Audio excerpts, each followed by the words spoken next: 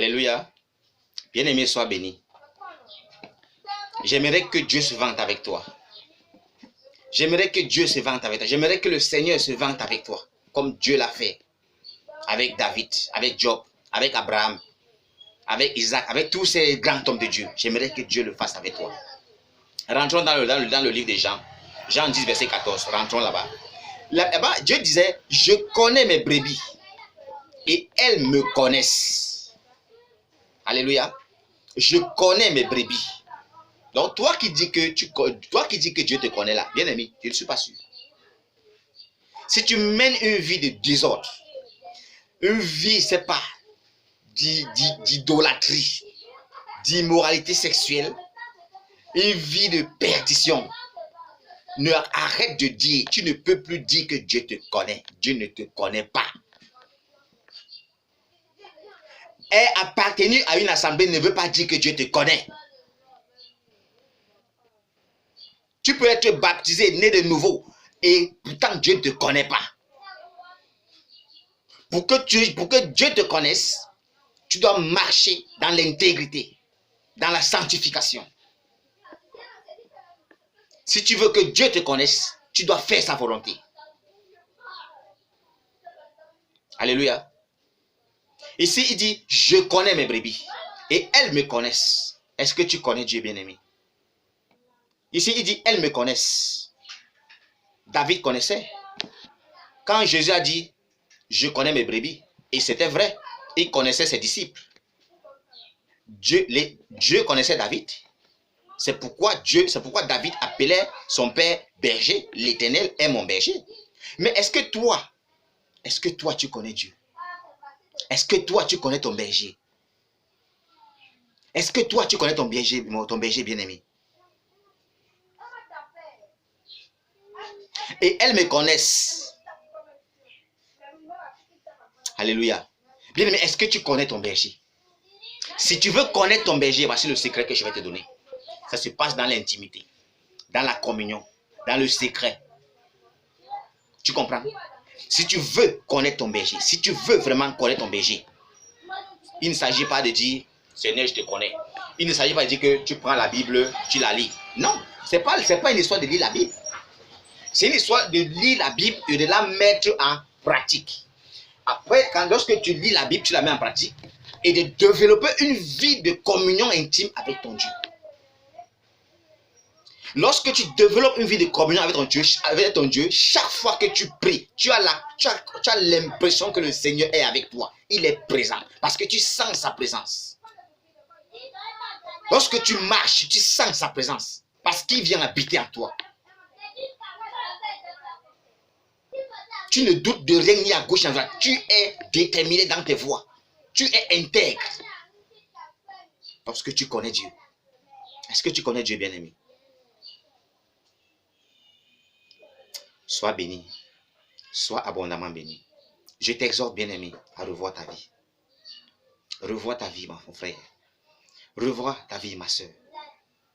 Fais comme David l'a fait. Fais comme Marie l'a fait.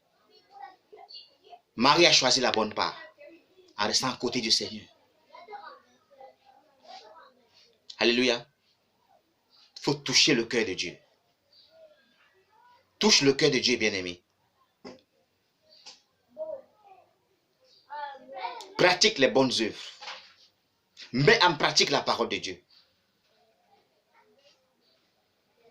Passe le temps dans la présence de Dieu, dans la méditation, dans l'adoration, dans la louange.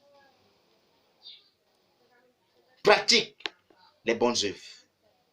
Accomplis la volonté de Dieu. Tu toucheras le cœur de Dieu. Si tu fais ces choses, bien-aimé, Dieu sera étonné. Dieu, tu vas toucher, tu vas marquer le cœur de Dieu. Si tu pratiques la parole de Dieu, tu seras miséricordieux comme ton Dieu est miséricordieux. Tu vas manifester la miséricorde chaque fois que tu seras confronté. Chaque fois que ton cœur sera tendu, endurci, tu vas te rappeler que mon Père est miséricordieux. Et j'ai droit à être aussi miséricordieux. Mon Père est amour. Il faudrait que je manifeste l'acte d'amour. mon frère, mon père compatissant, il faudrait que je manifeste les actes de compassion. Tu dois ressembler à ton père. Tu dois ressembler à ton berger. Alléluia. Alors, si tu veux aussi plaire à Dieu, la conclusion de ce que je vais te dire, c'est que laisse-toi guider. Soumets-toi à la parole de Dieu. Soumets-toi au Saint-Esprit. Soumets-toi à la parole de Dieu. Ne regarde ni à gauche, ne regarde ni à droite, mais regarde à Dieu seul. Reste humble et focalisé à Dieu. Que rien ne te sépare de l'amour de Dieu. Que rien ne te sépare des voies de Dieu, mais reste focalisé devant les voies de Dieu. Sois obéissant, sois persévérant, sois intègre, sois pieux. C'est alors que tu connaîtras les mystères cachés de l'évangile. Arrête de dire que je suis chrétien. Bien-aimé, sois digne d'être appelé chrétien. J'ai l'habitude de dire aux gens, un vrai chrétien, il n'a pas besoin de confesser que je suis chrétien. Oui, je vous le dis une vérité. Un véritable chrétien n'a pas besoin de confesser publiquement, je suis chrétien, je suis pasteur, je suis prophète, je suis ci, je suis ça. Non, un véritable chrétien n'a pas besoin de confesser ces choses. Pourquoi? Lorsque tu es chrétien, on doit voir la vie de Christ en toi. Un chrétien, c'est un suiveur de Christ. Un chrétien, c'est un petit Christ. C'est celui-là qui parle comme Christ. Il aime comme Christ. Il fait tout comme Christ. Il ressemble à Christ. Il est à l'image de Christ. Tu n'auras plus besoin de dire que je suis chrétien. Mais ce sont les gens qui vont te demander d'où sort cet homme, d'où sort cette femme. Pourquoi est-ce que c'est alors que tu leur diras que ce n'est plus toi qui vis. Mais c'est le Christ qui vit en toi.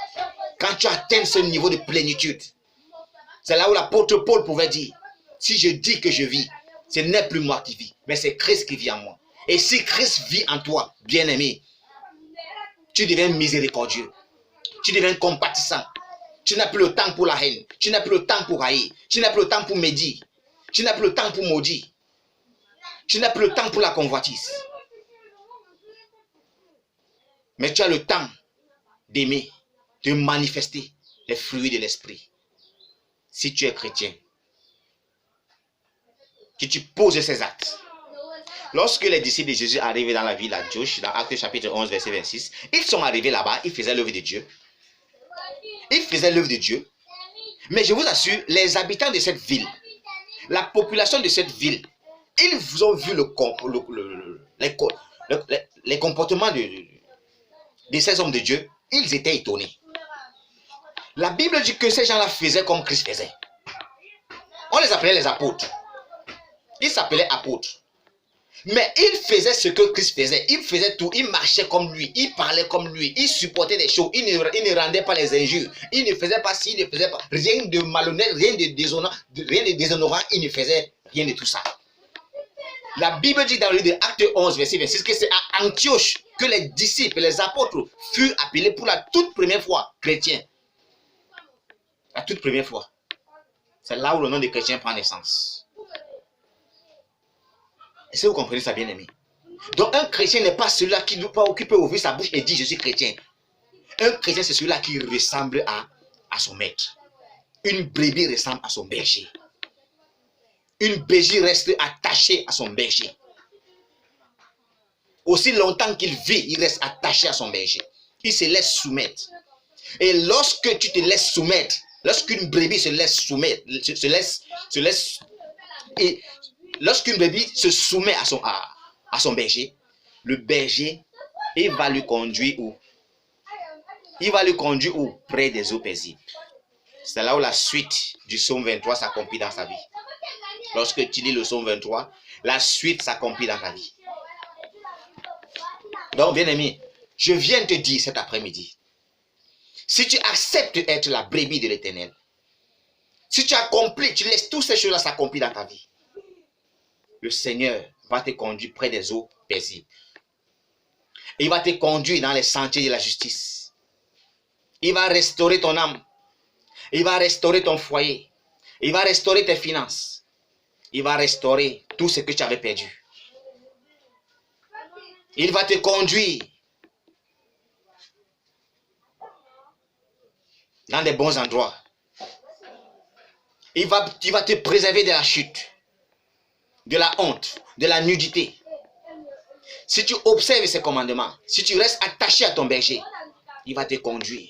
De la même manière qu'un berger. Regardez un berger. Lorsqu'un berger, le berger d'un troupeau, lorsqu'il prend sa canne, son bâton, il dirige ses brebis, qu'est-ce qu'il fait? C'est le berger qui les amène près d'un coup d'eau. Il les donne à boire. C'est lui qui les amène là où ils vont manger.